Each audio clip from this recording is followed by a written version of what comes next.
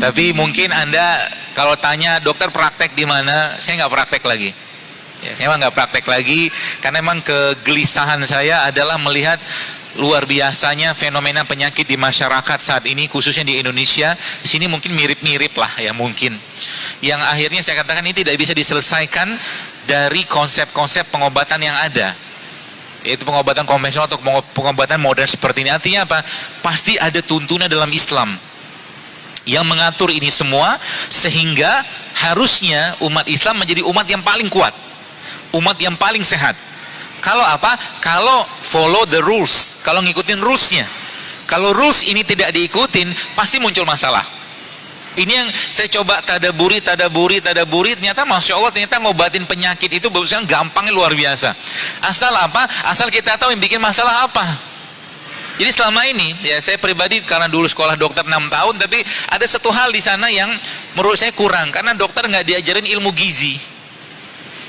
Dokter hanya 2 SKS diajarkan ilmu gizinya, tapi itu pun cuma numpang lewat aja. Jadi kalau kita mentadaburi berbagai macam hal yang Allah ciptakan, atau saya sebutnya produk ciptaan Allah, habis sekali itu subhanallah akan banyak sekali tanda-tanda tadi yang kita bisa lihat. Contoh, iseng gitu kan? Tidak mungkin juga, maaf, iseng Allah menciptakan pare ini rasanya pahit, gitu loh. Nggak mungkin juga iseng Allah menciptakan terong ini warnanya ungu. Coba lihat, makanya petani itu, kalau Bapak Ibu pernah belajar ilmu zakat, petani itu paling besar zakatnya. Kenapa? Karena modal nanam biji doang. Ya kan? Dia ambil bijinya, kalau biji pare, biji terong ditanam, tutup pakai tanah, kasih air. Tapi siapa yang tumbuhkan? Akarnya, batangnya, pohonnya, buahnya, daunnya. Allah tumbuhkan semua. Sehingga petani itu zakatnya lebih besar karena kontribusi dia nggak banyak. Petani tidak bisa menciptakan rasa pahit di sini. Allah yang menciptakan rasa pahitnya. Seperti itu. Petani nggak bisa menciptakan katakanlah air dalam timun seperti ini. Allah yang ciptakan air di dalamnya. Ini tidak bisa. Tomat berwarna merah kayak begini, Allah yang ciptakan ini menjadi merah. Apa maksudnya? Pasti ada maksud. Kenapa Allah kasih ada rasa pahit, ada rasa kecut, ada rasa katakanlah seperti rasa wortel kayak begini, atau rasa seperti sayur kayak begini. Semua ada maksud. Pasti semua ada maksud. Dan disitulah akhirnya perenungan saya itu mulai terus saya rasakan, oh ternyata saat ini kalau boleh saya katakan, yang jadi masalah itu apa? Yang jadi masalah adalah manusia nggak ngerti lagi apa yang dimakan. Sedangkan begini, logika sederhana gini Bu sekalian. Kalau Anda beli mobil, sebelah mungkin mobil Toyota. Mobil Toyota kalau kita beli, ya pasti Toyota atau pabrik Toyota bikin spare partnya, gitu lah. Pasti mobil Toyota bikin spare partnya. Nggak mungkin nggak. Ada radiatornya lah, ada bannya lah, ada pelek lah, macam-macam lah, saya nggak paham.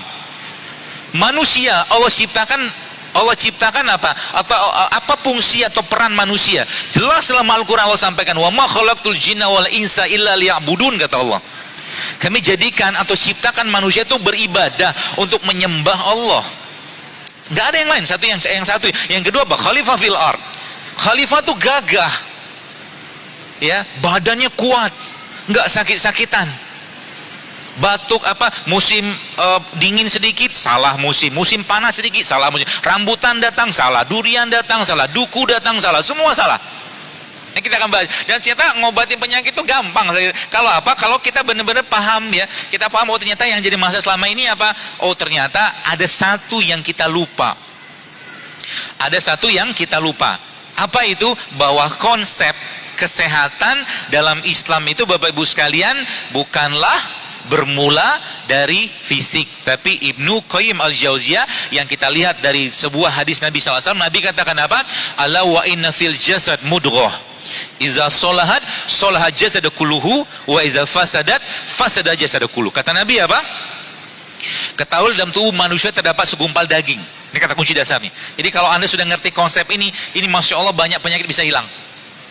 Kata Nabi apa? Kalau dia baik, iza solah jasad kulluhu, wa iza fasadat fasada jasad kulluhu. Kalau dia baik, baiklah semua. Kalau dia rusak, rusaklah semua. Itu dasarnya dulu. Ya. Kolbu itu dia pengendalinya. Jadi kalau boleh saya katakan, apakah kolbu ada penyakit? Jelas ada. Kolbu itu ada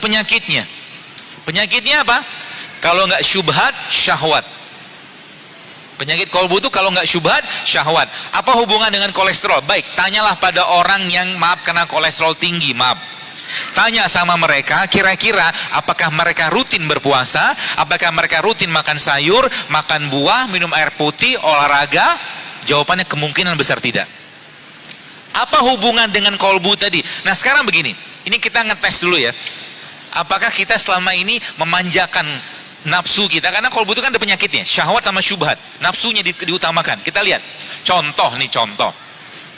Saya mau, katakanlah di depan ini banyak disiapkan makanan, ini contoh aja. Misalkan ya, ini ada, ini siapin panitia nih, Masya Allah, sedap sekali nih. Ini ada nasi coklat.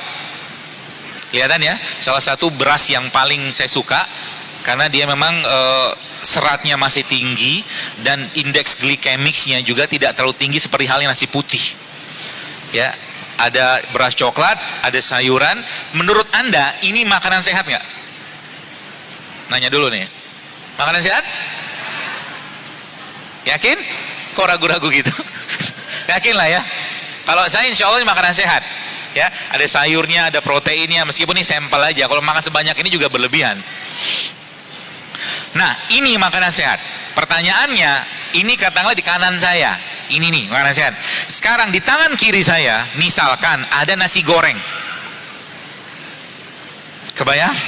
Bayangkan saja, ada nasi goreng dari nasi putih, digoreng pakai minyak kelapa, minyak sawit maaf, dikasih tepung, dikasih kerupuk, dikasih bakwan, dikasih telur, diminum pakai es teh manis. Wow. Menurut Anda kira-kira sehatan yang ini yang kanan atau yang kiri? Kanan. Kalau Anda disajikan itu, kira-kira Anda makan yang mana? Sudah mulai paham kenapa banyak penyakit sekarang? Sudah jelas-jelas sehat, nggak dipilih. Yang dipilih apa? Yang enak.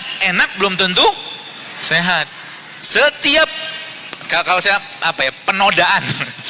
Penodaan jiwa kita, penodaan kolbu kita, karena kita sudah ngerti bahwa dia, Bapak sekalian, bahwa yang ini sehat, ini enggak sehat, tapi pilih yang ini. Sebenarnya tubuh merasa bersalah. Tubuh merasa bersalah. Jiwa kita itu, Bapak sekalian, merasa bersalah. Cuman karena terus-menerus dilanggar, enggak lagi ngerasa bersalah. Gitu loh. Ini sekarang saya ngeliatin teman-teman di Jakarta, di jamaah saya itu, kalau mereka sudah mulai makan enggak sehat, mereka mulai merasa berdosa. Tanda kutip, mereka merasa bersalah gitu kan. Kenapa? Karena mereka udah jalan tuh. Pikirnya udah jalan. Kalau tadi Bapak Ibu baca atau mungkin dengar ayat Allah dalam Al-Qur'an tadi surat Abasa tadi, kan di situ ada falyanzuril insana ila ta'ami anna sababna ma asabba. Perhatikan yang kalian makan, kata Allah. Bagaimana Allah menciptakannya, menurunkannya segala macam, seperti itu. Jadi akhirnya mereka itu sekarang, ya Masya Allah, kadang-kadang saya tuh kayak jadi polisi sehat. Polisinya maksudnya pernah satu hari ada acara kajian di JCC, itu tiba-tiba ada seorang ya teman artis gitu kan, dia bawa nasi goreng, lihat ada Zailul Akbar situ, sembunyi sama dia. Ada Dr. Zailul, saya bilang ngapain juga lah, ente punya badan sendiri, Anda makan sehat nggak, saya nggak ada baperan, silakan aja, tapi ingat tubuh kita pasti ngomel kalau dikasih makanan seperti itu terus. Ingat, keluhannya tubuh kita itu dia nggak langsung sakit, tapi tubuh kita itu kalau ada masalah dia pasti akan ngomong, sering batuk pilek, sering pusing, sering pegel-pegel, mens bermasalah, tidur bermasalah, itu tanda bahwa tubuhnya minta perhatiannya. Salahnya orang zaman sekarang apa? Ketika pusing, ujuk-ujuk langsung minum paracetamol. Betul? Padahal pusing bisa jadi karena apa? Kurang air juga pusing, kurang tidur juga pusing, kurang glukosa juga pusing, kurang katakanlah banyak kurang duit juga pusing. Bisa juga seperti itu ya.